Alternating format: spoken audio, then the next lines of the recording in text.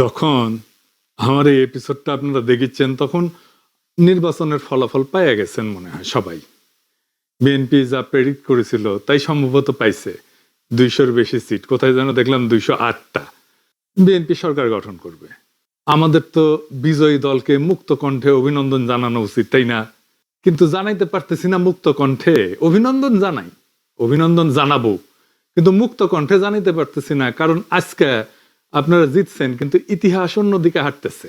কিছু বিষয়ের কারণে এই ভোটের গায়ে এমনভাবে কালি লেগে গেছে যেটা খুবই খারাপ একটা কাজ হয়েছে। খারাপ কাজটা কি সেটা আমরা আস্তে আস্তে আলাপ করব। এইটার দরকার ছিল না এইভাবে কারচুপি করার।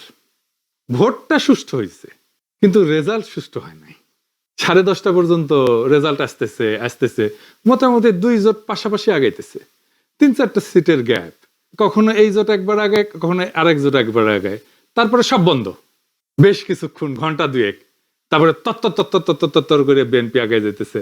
আর জামাত জোট মনে হয় ঢাকার জ্যামে আটকেছে, আর নড়ে না, নড়ার চড়ার কোনো নাম নাই, ওইখানেই থাকলো। 40 থেকে বিএনপি 208 হইল। আচ্ছা বলেন তো, কখনো এভাবে ডেটা ফাংশন করে? ভোটের সব তো ডেটা, অঙ্ক, এটা কি এইভাবে ফাংশন করে? মানে এটা বিজ্ঞানের কথা, হ্যাঁ, ব্রেনটের কথা আর কি, এডুকেশনের কথা। এগুলো তো র্যান্ডম নাম্বার। যেভাবে ভোটের রেজাল্ট ঘোষণা করা হয়েছে এর কোনো প্যাটার্ন মানে নাই। আপনি এই ডেটা যে কোনো ম্যাথমেটিক্যাল স্ট্যাটিস্টিক্যাল মডেলে ফেলেন, তারপরে দেখবেন এটা ম্যানিপুলেশন হয়েছে। একদম সেই অঙ্কে কষে এটা বুঝাই দেওয়া যাবে। আমি বুঝাই বলি একটা, ধরেন এটা 300 সিট, তাই না? 2 জোটের সাপোর্ট মোটামুটি কাছাকাছি। তো র্যান্ডম অর্ডারে সিট ডিক্লারেশনের যে ধারা একটার পর একটা আসতেছে, এইটা যদি আমি সাইমুলেশন করি, বারবার করে দেখি, ধরেন 1 লাখ বার করি, করে দেখবো যে কয়বার এরকম প্যাটার্ন আসে। প্যাটার্নটা কিরকম? যে 10:30 পর্যন্ত নেক টু নেক ফাইট চলতেছে, তারপরে টোটাল ফ্রিজ একদিকে, আর একদিকে ম্যাসিভ অ্যাক্সেলারেশন, দাম করে উঠে গেছে উপরে। এটা সম্ভাব্যতা কত? এটা সম্ভাব্যতা যদি 0-এর কাছাকাছি হয় তাইলে এটা কারচুপি। আমি অঙ্কটা করেছি, হ্যাঁ, অঙ্ক করলে, হ্যাঁ, আমাদের বাংলার মার্টিন লুথার কিং অঙ্ক ভয় পায়, তো আমি করেছি, যদিও আমি স্ট্যাটিস্টিশিয়ান না। তাইলে এইটা হওয়ার সম্ভাবনা 0। মানে 1,90,000 বিলিয়ন কোটি বার যদি আপনি এটা করেন তাহলে একবার আপনি এটার চান্স আছে। মানে বুঝেছেন তো এডিটর সাহেব? লিখে দেন 1,90,000 বিলিয়ন কোটি বার আপনি যদি এটা সাইমুলেট করেন, প্রায় অসীম সংখ্যায়, তাহলে একবার এটা হওয়ার সম্ভাবনা আছে। এই এই এই নির্বাচনে যেটা হয়েছে, কি রেকর্ড দেখেছেন? গিনেস বুকে ঠাঁই পাবে বিএনপি দল হিসেবে। এবং তাদের বুদ্ধিজীবীরা এইরকম আসন সংখ্যার কথা কিন্তু বলছে 200-র বেশি পাবে, বলছে না? বলছে যে জামাত এনসিপি 80টার মতো পাবে, তাই হয়েছে। আমার প্রশ্ন হইতেছে এত নিখুঁত প্রেডিকশন কেমনে করলো? তার মানে আগে থেকে সাজানো ছিল, তাই না? আচ্ছা, এই যে 208টা সিট যে পেলো, এইরকম আওয়াজ কি বিএনপি ছিল যে 208টা সিট পাবে? ইলেকশনে মাঠে ছিল, বরং উল্টাটা ছিল। এই লেভেলে জিততে হইলে তো একটা ইস্যু লাগে রে ভাই, বড় ইস্যু লাগে, যে ইস্যুতে সারা দেশ র্যালি করবে। 2008 সালে ইস্যু ছিল বিএনপির দুর্নীতি, সেজন্য আওয়ামী লীগ জিতেছিল, এরকম জিতেছিল। 70-এর নির্বাচনে ছিল স্বায়ত্তশাসন, এই জন্য মুজিব জিতেছিল। এইবার কি কি ছিল? Family card. মানে মানুষ পাগল হইয়া ফ্যামিলি কার্ডের জন্য ছাপ্পড় ফাইরা ভোট দিছে। আপনারা সবাই দেখেছেন যে মামুনুল হককে বিজয়ী ঘোষণা করছে সব কয়টা মিডিয়া, তারপরে ওই খবর সবাই মুছে দিছে। তারপরে দেখি ববি আজাদ জয়, এরকম তো অনেক আসন হয়েছে। এমনকি তারেক রহমানের আসন হয়েছে, 3,500-এর ব্যবধান ছিল, 17টা কেন্দ্র বাকি ছিল গোনা, তারেক রহমানকে বিজয়ী ঘোষণা করে দিছে। তারেক রহমানের প্রতিদ্বন্দ্বী লিখছে এটা, আমি স্ক্রিনশট নিয়ে রাখছি ওই সময়। খুলনাতে মিয়া গোলাম পারোয়ার কত ভোটে হারছে জানেন? 2,000 ভোটে মাত্র। শুধু জামাত 5,000-এর কম ভোটে হারছে এরকম আসনের সংখ্যা কত জানেন? 53টা। মূলত এই 53টা আসনে কারচুপি করে হারানো হয়েছে জামাতকে। কেউ কেউ বলে এটা 70টা। জামাত তাইলে প্রকৃতপক্ষে আসনগুলোতে জিতছে, কিন্তু ডিপ স্টেট সংখ্যা কমায় কয়টা দিতেছে? 70টা না কয়টা যেন দিতেছে, খয়রাতি। এটা তো বিএনপির শক্তি না, এটা ডিপ স্টেট, আওয়ামী লীগ আর প্রশাসনের শক্তি। তার উপরে ভর করে তারেক রহমান দেশ চালাবে। কেমন চালাবে বুঝেন? আমাদের প্রতিপক্ষ তো বিএনপি না, আমাদের প্রতিপক্ষ BNP plus Awami League plus deep state plus India. প্রয়াত ডক্টর আলী আকবর খান অর্থনীতিবিদ ছিলেন, সাবেক আমলা এবং তত্ত্বাবধায়ক সরকারের উপদেষ্টাও ছিলেন সাবেক। ওনার একটা বই আছে, অবাক বাংলাদেশ, বিচিত্র ছলনাজালের রাজনীতি। ওইটাই উনি লিখছেন যে কিভাবে নির্বাচনের ফল বদলায় দেওয়া হয়। উনি লিখেছেন কারচুপি হয় ভোট গণনার পর্যায়ে এবং ফলাফল ঘোষণার ঠিক আগের মুহূর্তে। বুঝেছ, একই জিনিস ঘটেছে না? অধিকাংশ ক্ষেত্রে দেখা যায় ভোট গ্রহণ শেষ হওয়ার পর যখন গণনা শুরু হয় তখন বিরোধী দলের পোলিং এজেন্টদের ভয়ভীতি দেখায় বা প্রশাসনের সহায়তায় কেন্দ্র থেকে বের করে দেওয়া হয়েছে না?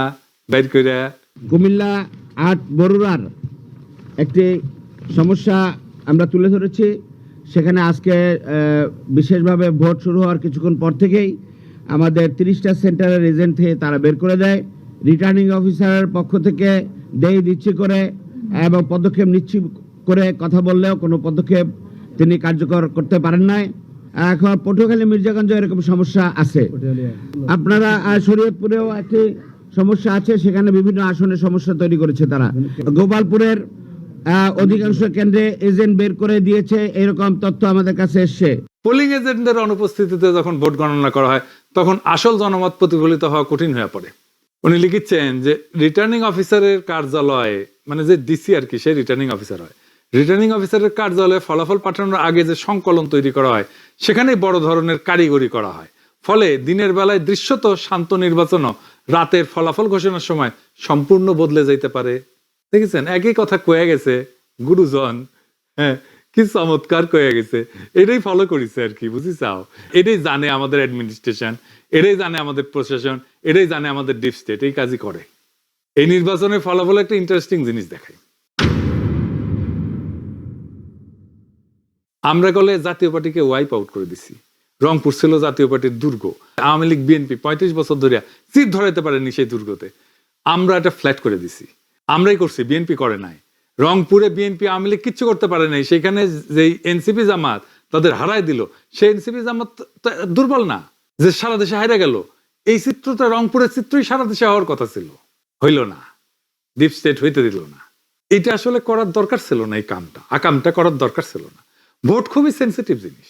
মুজিব ১৯৭৩ এই কিসিমের একটা নির্বাচন করে গাড্ডায় পড়েছিল। হাসিনা নির্বাচন না দিয়া এরকম কিসিমের নির্বাচন করে গাড্ডায় পড়েছিল। কাশ্মীর একটা নির্বাচনের ফল মানে নাই, এই জন্য অগ্নিগর্ভ হয়ে আছে কাশ্মীর না কতদিন থেকে। কি অবস্থা এখানে, এখনো শান্ত হয় নাই।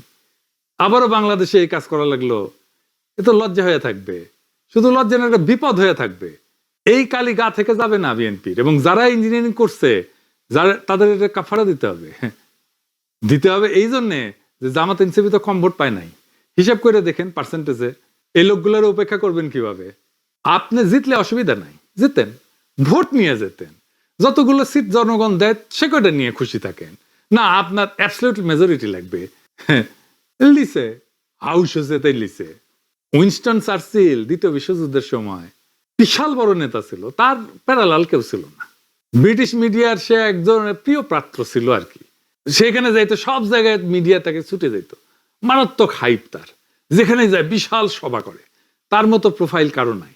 সে দ্বিতীয় বিশ্বযুদ্ধের বিজয়ের নেতা। সেই যুদ্ধ শেষ হওয়ার পর এই নির্বাচন দেওয়া হয়েছে, গোহারা হারছে লেবার পার্টির কাছে। তাকে নিয়ে হওয়া হাইপ কই ভ্যানিশ হইল। আবার কিন্তু সে ঠিকই ৫ বছর পরে নির্বাচনে জিতেছে। পাবলিকের মনে এরকম।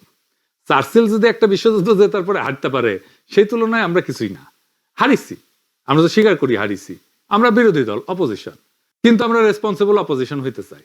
সামনের বার জিততে হবে। এই নির্বাচনের বিষয়ে যা যা আইনি ব্যবস্থা নেওয়া উচিত সেটা নিতে হবে। রেকর্ড রাখা জরুরি, সব ডকুমেন্টেশন রাখতে হবে। ভিডিও ডকুমেন্টারি কইরা পোলিং অফিসার, প্রিজাইডিং অফিসার যারা ছিল তাদের নাম টাম রাখতে হবে।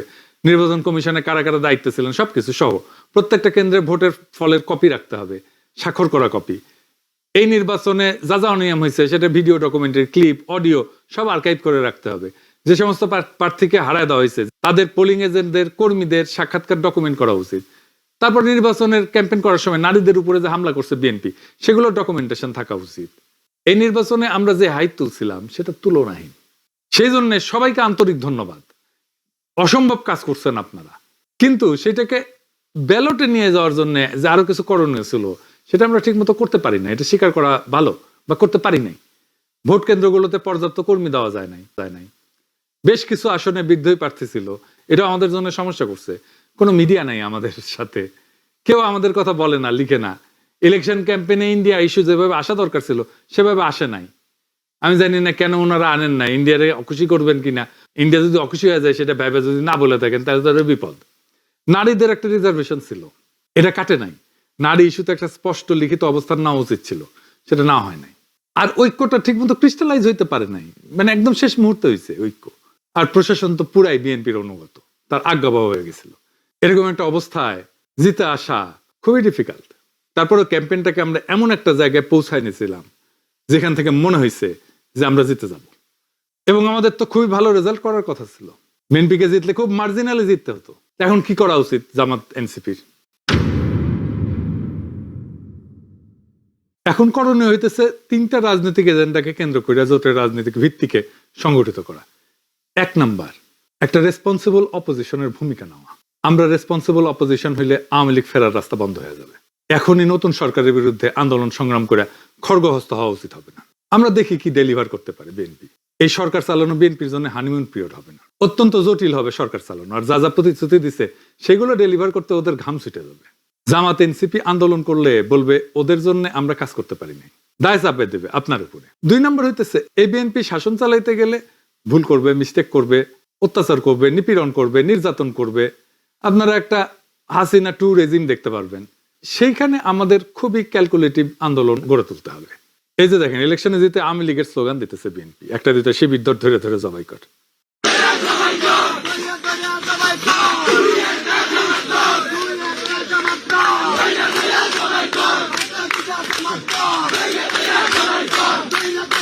বিজয়ের উল্লাস চলতেছে দুবাই স্কুল। শুনেছেন? শুধু তাই না, আজকে শিবির নেতাদের বাসায় হামলা করতেছে।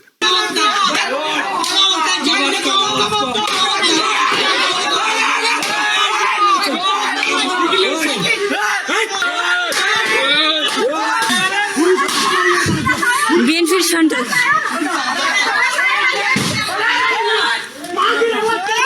বিএনপির সন্ত্রাস সকল। আপনি আর একটা আওয়ামী শাসন দেখবেন, লিগে রাখতে পারেন।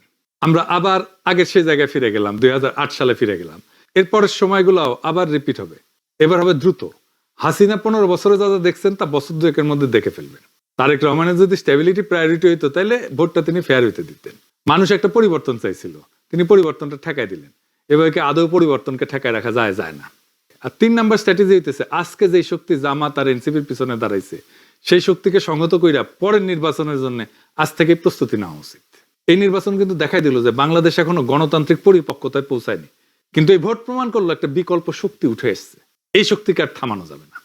আর বিএনপি যেহেতু আওয়ামী লীগ আর হাসিনার দেখানো পথেই যাইতেছে, তাই সে হাসিনার অন্তিম যে লক্ষ্য সেটার দিকেই যাবে। এটাই ইতিহাসের শিক্ষা। তবু আপনাদের জন্য শুভকামনা।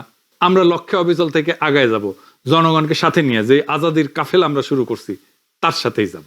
দেখা হবে রাজপথে, দেখা হবে লড়াইয়ের মাঠে, দেখা হবে আবারও আগামী নির্বাচনে। আমরা আরো শক্তিশালী হয়ে আপনাদের সামনে আসব। ইনকিলাব জিন্দাবাদ।